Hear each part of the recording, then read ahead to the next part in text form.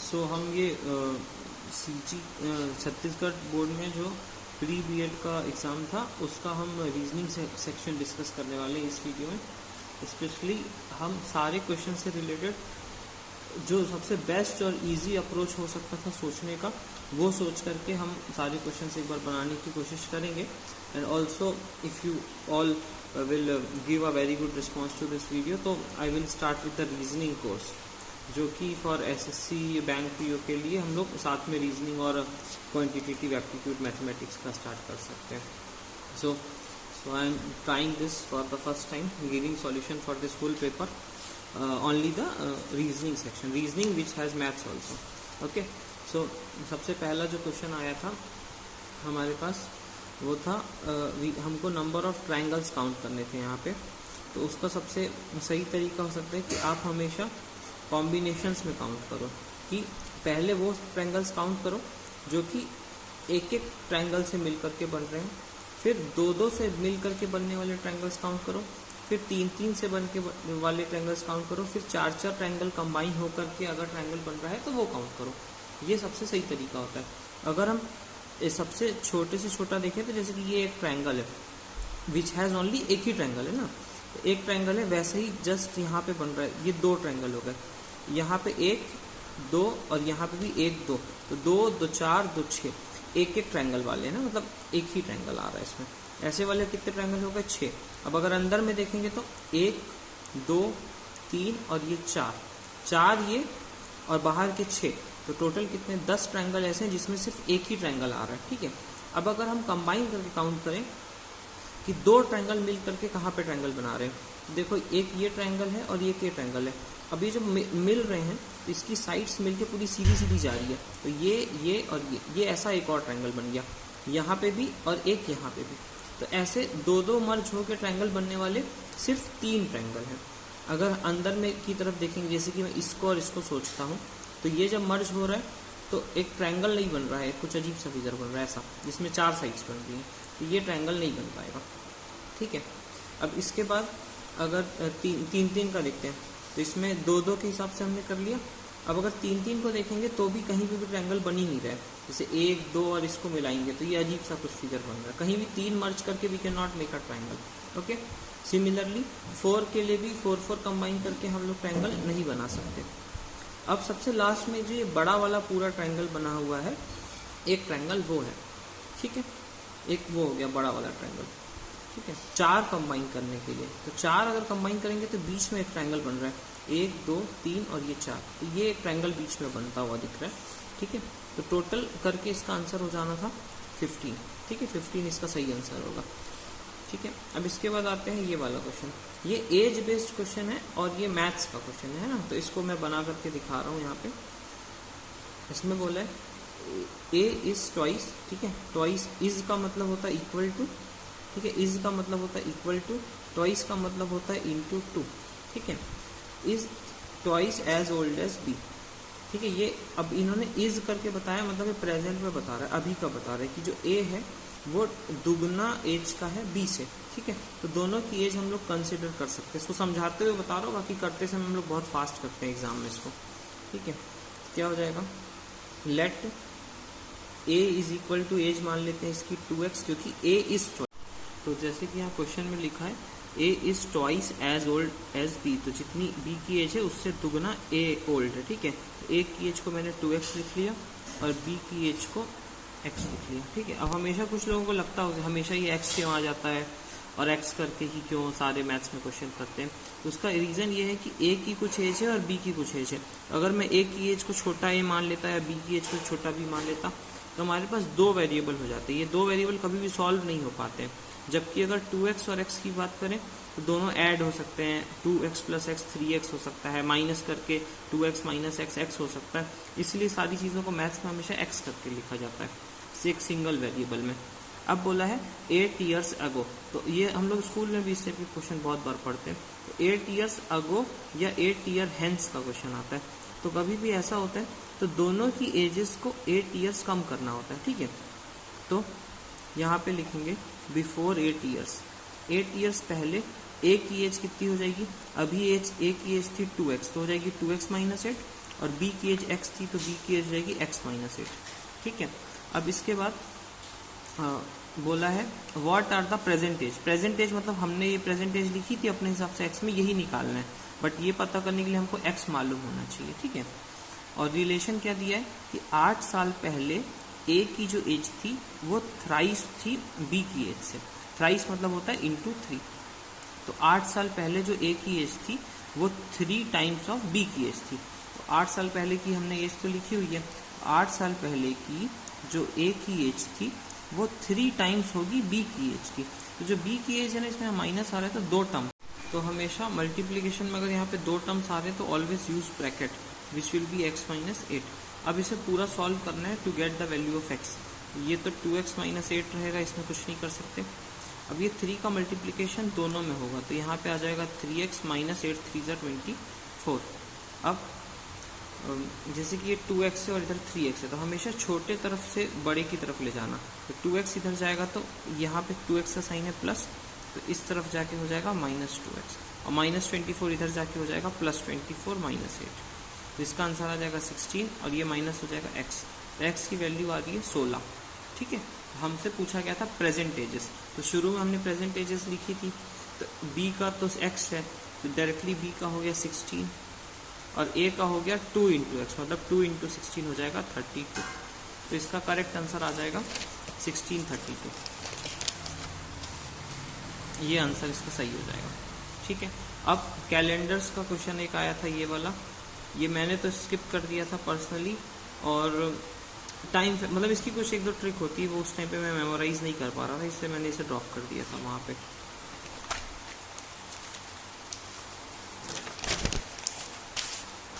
Then the next question is in which pair find out in the following pairs find out the odd pair।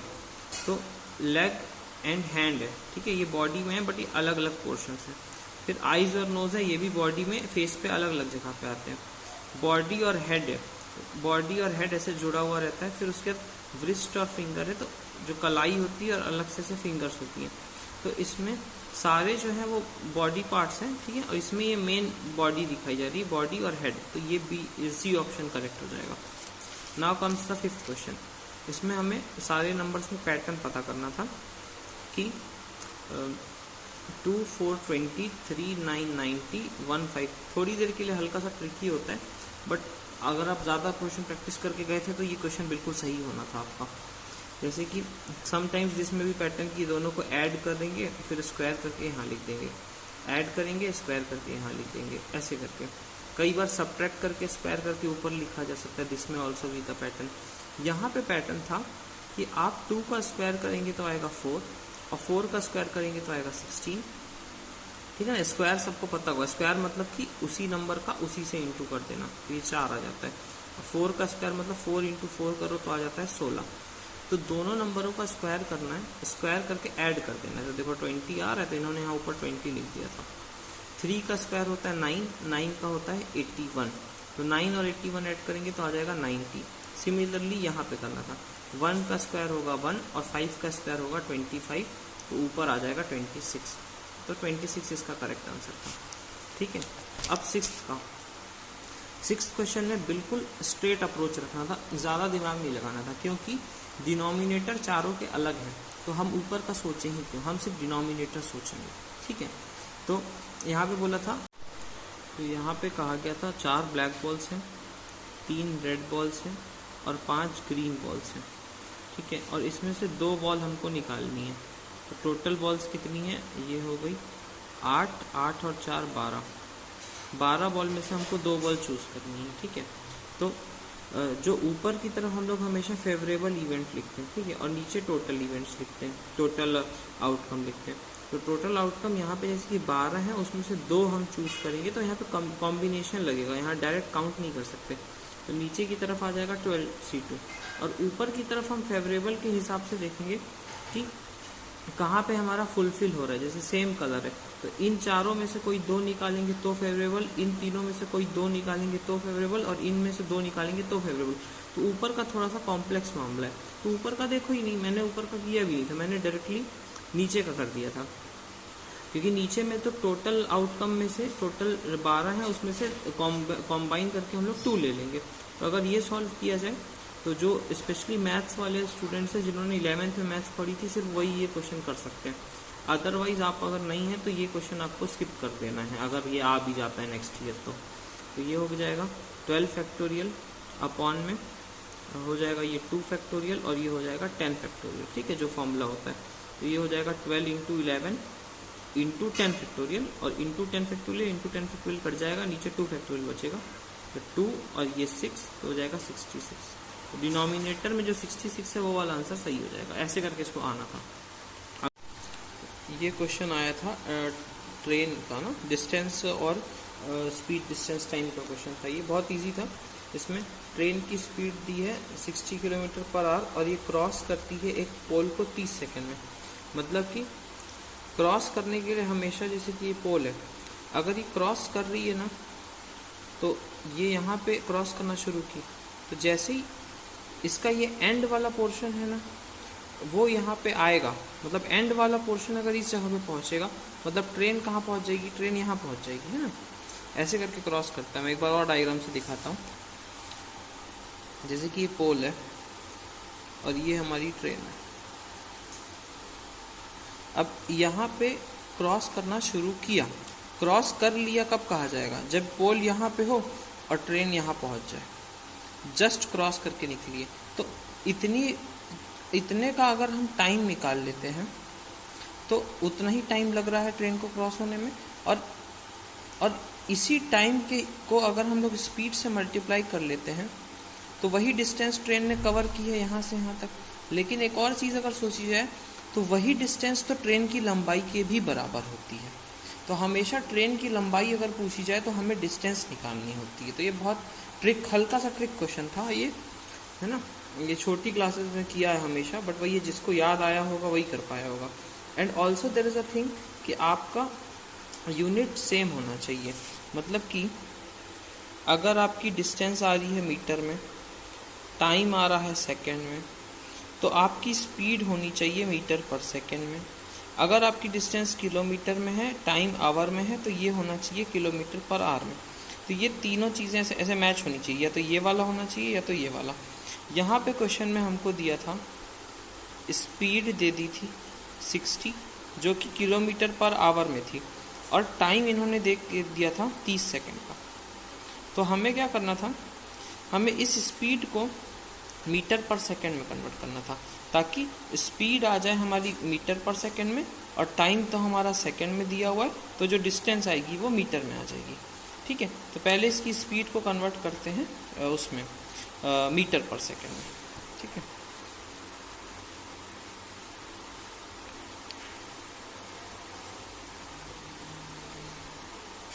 तो ये भी एक trick होती है, मैं बता रहा हूँ। जैसे कि किलोमीटर पर आवर और ये हो गया मीटर पर सेकंड, तो हम किलोमीटर पर आवर से मीटर पर सेकंड की तरफ जा रहे हैं। तो जो फाइनल आंसर आ रहा है हमारा, फाइनल आंसर वो छोटा है, तो हमेशा छोटा वाला नंबर 5 ऊपर रहेगा और नीचे 18 रहेगा, इससे इंटू करते हैं। और अगर आपको मीटर पर सेकंड से किलोमीटर पर आवर में जाना है तो फाइनल आंसर हमारा बड़े यूनिट्स में आ रहा है, तो मल्टीप्लिकेशन 18/5 से होता है। तो यहाँ पे मल्टीप्लिकेशन होगा 5/18 से। जैसे ही मल्टीप्लिकेशन हुआ इसकी यूनिट हो गई मीटर पर सेकंड। अब ये करते हैं 6 10 और ये 6 3 18, ऊपर में हो जाएगा 5 × 10 50/3 मीटर पर सेकंड, और टाइम इन्होंने हमको दे के रखा था 30 सेकंड। तो अब हम डिस्टेंस निकालेंगे, वही distance will be equal to the length of the train, that is speed जो कि 50/3 है इंटू टाइम, दैट इज 30। तो हो जाएगा 3 10 तो आंसर आ जाएगा 500। ठीक है, तो स्पीड और टाइम के हिसाब से जो डिस्टेंस आई है वही लेंथ ऑफ द ट्रेन हो जाएगी इस क्वेश्चन में। तो हमें टिक करके आना था 500 पे। ठीक है, अब नेक्स्ट क्वेश्चन जो है इसका है पाइप्स का, है ना। तो कभी भी ये वाला क्वेश्चन एफिशिएंसी के रूल से सॉल्व कर सकते हैं, और मैन एंड वर्क का क्वेश्चन भी हम लोग एफिशिएंसी के रूल से ही सॉल्व कर सकते हैं। ठीक है, टाइम कभी भी ऐड नहीं होता। कुछ लोग ऐसा करते हैं, एक को इतना मिनट लग रहा है, बी को इतना लग रहा है, तो दोनों साथ में करेंगे तो टाइम को ऐड कर देते हैं। टाइम कभी ऐड नहीं होता है। ठीक है, ये क्वेश्चन बनाते हैं, इसके लिए मैं एकदम हट के अप्रोच बताऊंगा, एकदम अलग। एक बार ट्राई करते हैं, ठीक है। देखो क्वेश्चन को, इसमें बोला था एक टैंक है, उसको 2 पाइप फिल करते हैं, पाइप ए और बी, और इतना इतना मिनट लगता है। अगर अकेला ए वाला फिल करता है तो 24 मिनट लग रहे हैं, और अगर उसी को बी वाला फिल करेगा तो लगते हैं 32 मिनट, ठीक है, इतना टाइम लगता है। अब बोला अगर दोनों को एक साथ खोल देते हैं तो after how much time be को हमको बंद करना पड़ेगा, so that the tank will be filled completely in 18 minutes. तो ओवरऑल पूरा टाइम 18 मिनट लगना चाहिए, और बीच में हम एक जगह पे बी को क्या करेंगे, क्लोज कर देंगे, ठीक है। तो थोड़ी देर के लिए ए और बी साथ में चले, फिर बी को बंद कर दिया, फिर अकेले ए फिलिंग करेगा। इसको करने का क्वेश्चन देखते हैं, ठीक है। तो हमेशा जो दोनों का टाइम रहेगा ना, ए का टाइम और बी का टाइम, ऑलमोस्ट यही होता है सारे क्वेश्चन में, आपको टाइम देगा। तो जो टाइम रहता है ना, उसके आपको मल्टीपल्स निकालने होते हैं। अगर 24 का निकालेंगे तो अगला आएगा 48, और अगला निकालेंगे तो आएगा 4, तो ये हो जाएगा 12, 72। अगेन 24 ऐड करते हैं तो ये हो जाएगा 6, और ये हो जाएगा 9, ठीक है।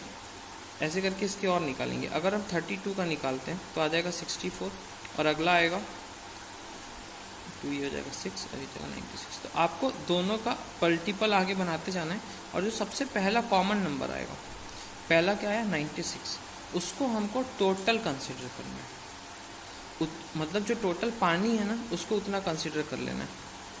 तो टोटल पानी कितना है, 96 है। तो एक पाइप 24 मिनट में 96 को ख़त्म करता है, और जो दूसरा पाइप अगर जो कि मान लो शायद थोड़ा पतला पाइप होगा, इसीलिए वो ज़्यादा समय लेता है 96 को ख़त्म करने के लिए। तो समझ में आ रहा है, एकदम क्लियर है। जो टाइम रहेगा दोनों का, उसके मल्टीपल्स लेने हैं। जो सबसे पहला मल्टीपल कॉमन आएगा, उसको हमको टोटल वर्क कंसिडर करना है। टोटल वर्क मतलब टोटल पानी यहाँ पे इस क्वेश्चन के लिए। तो मान लो टोटल 96 पानी था, 96 पानी खाली करने के लिए ए को 24 मिनट लगते हैं, और बी को 32 मिनट लगते हैं, ठीक है ना। अब इसके हिसाब से देखते हैं कि ए की पावर कितनी है। अगर मैं देखता हूँ पूरा 96 पानी को खाली करने में 24 मिनट लगता है ना, तो ये 1 मिनट में कितना खाली कर रहा होगा, है ना। मैंने 24 नीचे लिख लिया, तो 1 मिनट में कितना खाली कर रहा है वो पता चल जाएगा। तो 24 1 जा, 24 4 जा, तो ये 1 मिनट में 4 बार खाली कर देता है ना। ये 1 मिनट का निकाल लें। ऐसे ही अगर बी का देखा जाए तो बी 96 खाली करता है 32 में। तो ये जो मैं डिवाइड करके निकाल रहा हूँ ना, टोटल वर्क अपॉन टाइम, तो ये चीज़ क्या निकल रही है, एफिशिएंसी निकल रही है। ये ई की एफिशिएंसी निकल गई, और बी की एफिशिएंसी। टोटल वर्क 96 से 32 से डिवाइड किया तो ये 3 बार में आ जाएगा। तो बी कितना खाली करता है, 3 बार में। एक बार मैंने महिंद्रा में पढ़ा था, तो महिंद्रा में एक बार एक सर ने ऐसे पढ़ाया था कि इसको एफिशिएंसी को हमेशा ऐसे कर लेना कि ए जो है ना वो 1 मिनट में 4 रोटियां खाता है, और बी जो है वो 3 रोटियां खाता है, ठीक है ना। टोटल कितनी रोटियां थी, 96 थी। तो ए को 24 मिनट लग रहा था 96 रोटियां खाने में, ठीक है ना। तो फिर वो 1 मिनट में 4 रोटी खाता है। वैसे ही बी 96 रोटी खाने में 32 मिनट लगाता है, तो 1 मिनट में वो 3 रोटी खा लेता है। समझ में आ रहा है। अब हमको क्वेश्चन ने पूछा है कि अगर आप दोनों टैप को एक साथ चालू कर देते हैं, ठीक है, तो आपको कितनी देर के बाद क्या करना पड़ेगा आपको। ये एक बी वाला है और एक ये ए वाला टैप है। तो बोला कितनी देर होने के बाद आपको बी वाले टैप को क्लोज करना पड़ेगा, और ए वाला टैप तब भी भरता रहेगा, ठीक है। ताकि ये टोटल टाइम कितना होना चाहिए, 18 मिनट का टाइम होना चाहिए। और यहाँ का टाइम हमको पता करना है कि कितने देर में बंद करेंगे, और टोटल पानी भरना कितना है। तो 18 मिनट में पूरा खाली हो जाना चाहिए। तो टोटल हमारे पास काम कितना है, टोटल हमारे पास काम है 96 का। टैंक तो बदला नहीं है, टैंक तो वही वाला है जिसकी शुरू से बात हो रही है, ठीक है। तो ए 4 के हिसाब से खाली करता है 1 मिनट में, और बी 3 के हिसाब से खाली करता है 1 मिनट में। तो अगर मैं दोनों को चालू रखता हूँ, ए और बी को, तो 1 मिनट में कितना खाली होगा। ये 4 रोटी खाता है 1 मिनट में, 3 रोटी खाता है 1 मिनट में। तो 1 मिनट में दोनों मिलके कितनी रोटी खा लेंगे, 7 रोटियाँ खा लेंगे। एफिशिएंसी ए और बी की समझ में आ रहा है। एफिशिएंसी ऐड हो सकती है, क्योंकि 2 लोग मिलके होमवर्क करेंगे तो जल्दी जल्दी होगा। एफिशिएंसी ऐड होती है, बट टाइम कभी ऐड नहीं होता, ठीक है। तो दोनों मिलकर रोटियां खाएंगे तो 7 रोटी खा सकते हैं 1 मिनट में। अब इससे हिसाब लगा लो, अगर मैं 7 के हिसाब से करता हूँ तो 2 मिनट में 14, 3 मिनट में 21, 4 मिनट में 35, ठीक है ना, और 5 मिनट में 42, ठीक है, 6 मिनट में, 7 मिनट में, 8 मिनट में, ऐसे करके ट्राई कर सकते हैं। अब ये क्वेश्चन जब मैंने किया था एग्ज़ाम में तो मैंने इसे ऑप्शन से करके देखा था कि मान लो मैं 6 मिनट में बंद कर देता हूँ, तो अगर मैं 6 मिनट में बंद कर रहा हूँ तो टोटल तो 18 मिनट काम होना है, तो 6 मिनट में बंद हो रहा है, मतलब 6 मिनट तक तो ए और बी दोनों साथ में काम कर रहे थे।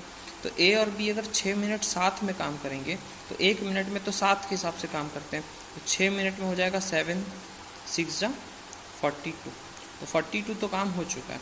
अब काम कितना बच गया, 96 माइनस 42, ये हो गया 4 और ये हो गया 5, 54 काम बचा है। तो 54 काम कौन करेगा, बी को तो हमने बंद कर दिया, बचा कौन, ए बचा, और ए किस हिसाब से काम करता है, ए की काम करने की स्पीड है 4। तो कितने मिनट बचे हैं, 12, तो 12 मिनट में अगर 4 के हिसाब से काम करेगा तो 12 4 जा 48 होगा, 54 हो पाएगा क्या, नहीं हो पाएगा, इसलिए ये वाला हो गया गलत। अब नेक्स्ट ट्राई करते हैं, अगर हम 8 मिनट में बंद कर देंगे तो, ठीक है, ये रहा बी और ये रहा ए। तो अगर बी को मैं 8 मिनट के बाद बंद करता हूँ, यहाँ पे बंद कर दूंगा, तो ए और बी साथ में कब तक काम करेंगे, 8 मिनट तक। तो ए और बी साथ में कितनी रोटियाँ खाते हैं 1 मिनट में, 7 खाते हैं, तो 8 मिनट में कितनी खाएंगे, 7 8 जा 56, ठीक है। तो 56 काम ख़त्म हो गया, 96 में से 56 काम ख़त्म हो गया, तो बचा कितना, 40 बच रहा है। और अब यहाँ से अकेला ए काम करेगा, और 8 मिनट तो हो चुके हैं, तो बचे कितने मिनट हैं, 10 मिनट बचे हैं। और ए 1 मिनट में कितनी रोटियाँ खाता है, 4 रोटियाँ खाता है, तो 10 मिनट में खाएगा 40 रोटियाँ, और 40 ही बची हैं, तो हो गया। ए और बी 8 मिनट तक साथ में काम करेंगे, तो 7 के हिसाब से 56 और बचा 40, तो ए 10 मिनट में 40 कर लेगा, तो टोटल 18 मिनट हो रहे हैं। तो ऑप्शन इसका बी वाला सही हो जाएगा, ठीक है। अब आते हैं अगले क्वेश्चन में, ये था wrong number in the series, ठीक है। ये वाला क्वेश्चन अगर किसी को नहीं आया है तो बता सकते हैं कमेंट में, इसका एक पूरा कंप्लीट बेसिक से लेक्चर एक लगाना पड़ेगा, तो मैं उसमें स्टेप वाइज लिख करके करूँगा। अभी यहाँ पे इसको फास्ट करना था तो ये अप्रोच बताया था। अब find the wrong number in the series, ठीक है। तो सीरीज़ को चेक करना शुरू करते हैं। यहाँ पे लिखा था 3 8 15 24 34 48 और ये हो गया 63, ठीक है। इसको पैटर्न फाइंड करते हैं जरा। ये सबसे पहला तो हमारा इंक्रीजिंग पैटर्न होता है, तो डिक्रीजिंग पैटर्न होता है, उस हिसाब से देखा जाए।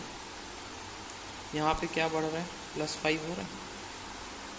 अगर यहाँ पे देखा जाए तो क्या बढ़ रहा है, 8 और 2, तो ये हो गया 7। अगर यहाँ पे देखा जाए तो क्या बढ़ रहा है, +9 हो रहा है। अब जो थोड़ा सही से जो पढ़ के गए थे उनको हल्का सा पैटर्न दिख रहा होगा कि यहाँ पे ऑड नंबर ऐड किया जा रहा है, 5, अगला ऑड नंबर 7, अगला ऑड नंबर 9, ऐसे करके। यहाँ पे देखो जरा क्या ऐड करते हैं, 10 ऐड कर रहे हैं। यहाँ पे थोड़ा हमारा फेल हो रहा है, पैटर्न फेल हो रहा है, फिर भी चेक करो आगे। यहाँ पे क्या ऐड हो रहा है, 14 ऐड हो रहा है। यहाँ पे क्या ऐड हो रहा है, 58 और 5 है ना, 15 ऐड हो रहा है। देखो यहाँ पे वापस से ऑड आ गया, ठीक है ना, मतलब कहीं यहाँ बीच में कहीं गड़बड़ करके रखी है। अगर मैं इसी पैटर्न को चलाने की कोशिश करता तो मुझे यहाँ पे क्या ऐड करना चाहिए था, 5 7 9 के बाद 11 ऐड करना था, उसके बाद क्या ऐड करना था, 13 ऐड करना था, और उसके बाद 15 ऐड करना था। देखो पैटर्न फॉलो कर रहे हैं, करके देखते हैं। 3, उसके बाद 8 सही है, उसके बाद 15 सही है, उसके बाद 24 भी सही है। 24 के बाद मतलब यहाँ तक हमने कितना कर लिया, 5 7 9। अब हमारे ऑड पैटर्न के हिसाब से हमको कितना बढ़ाना था, 11। तो अगर इसमें 11 बढ़ाएंगे तो कितना आएगा, 35। 35 के बाद क्या बढ़ाएंगे, 11 के बाद क्या बढ़ाएंगे, 13, तो आ जाएगा 48। देखो सही आ रहा है 48। अब 13 के बाद क्या बढ़ाएंगे, 15, तो आएगा 63। देखो ऑड पैटर्न हमारा बिल्कुल सक्सेस चला गया। अब इन क्वेश्चंस का कोई तोड़ नहीं है, आप जितनी प्रैक्टिस करोगे, जितना समझोगे, कई बार स्क्वायर नंबर्स ऐड होते जाते हैं, कई बार क्यूब नंबर्स ऐड होते जाते हैं, कई बार 2 की पावर ऐड होती जाती है, 2 की पावर 3 ऐड होगी, फिर 2 की पावर 4 ऐड होगी, फिर 2 की पावर 5 ऐड होगी, कुछ भी हो सकता है। इसमें आप जितनी प्रैक्टिस करके जाएंगे उतना आपका सही होगा, ठीक है ना। तो यहाँ पे 5 7 9 इसे देख के समझ में भी आना चाहिए कि 5 7 9 देख के आपको ऑड का पैटर्न समझ में आ रहा है, 2 4 6 देख के आपको इवन का पैटर्न समझ में आ रहा है ना। तो यहाँ पे ये 35 जो है ये रॉन्ग है, बाकी तो पूरा मैच कर रहा है, हमारा और उनका मैच कर रहा है, ओनली 35 इज रॉन्ग है। तो आंसर हो जाएगा, अच्छा इन्होंने पूछा था ना फाइंड द रॉन्ग नंबर, तो रॉन्ग नंबर इसमें 34 है, 34 नहीं आना चाहिए, क्या आना चाहिए 35 आना चाहिए, ठीक है। तो उसके बाद ये मैथ्स का क्वेश्चन था, डायरेक्ट सॉल्व करना था इसको, है ना।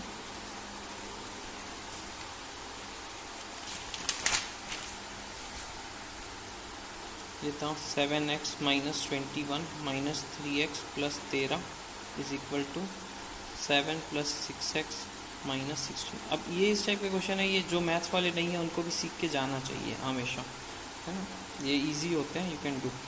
अब आता है, अब इसमें क्या करना है, x वाले सारे टर्म्स को छाट लो, x वाला, ये x वाला और ये x वाला, ठीक है। तो 7x को एज ए एप्पल रीड करना, 7 एप्पल माइनस 3 एप्पल, ये लोग एक साइड है, एक साइड का एक साइड सॉल्व करो, इधर का अलग सॉल्व करो। 7 एप्पल में से 3 एप्पल चले गए तो क्या हो गया 4 एप्पल, मतलब कि 4x। अब ये माइनस 21 प्लस 13, इसको अभी यहीं लिख देते हैं, आराम आराम से करते हैं। यहाँ पे 7 प्लस 6x माइनस 16,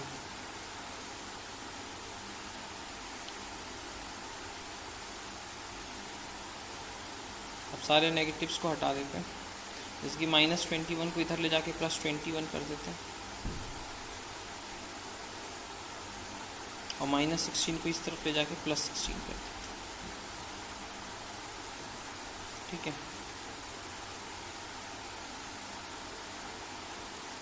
तो यहाँ क्या हो जाएगा, ये हो जाएगा 28 प्लस 6x, और यहाँ पे ये दोनों ऐड होगा तो 29। अभी थोड़ी देर पहले क्या बताया था कि हमेशा 4x है और इस तरफ 6x है, तो हमेशा छोटे वाले को उस तरफ लेके जाना होता है ना। तो 4x को इधर जाएगा तो क्या हो जाएगा माइनस 4x हो जाएगा, और 28 इधर जाएगा तो क्या हो जाएगा माइनस 28 हो जाएगा। तो ये इधर 29 पहले से था, 29 माइनस 28, आंसर आ जाएगा 1, और ये कितना हो जाएगा 2x। तो कुछ नहीं है, मतलब बीच में क्या है इनटू, तो इधर आके हो जाएगा डिवाइड, तो आंसर आ जाएगा हाफ, ठीक है। इसका सही आंसर था ये।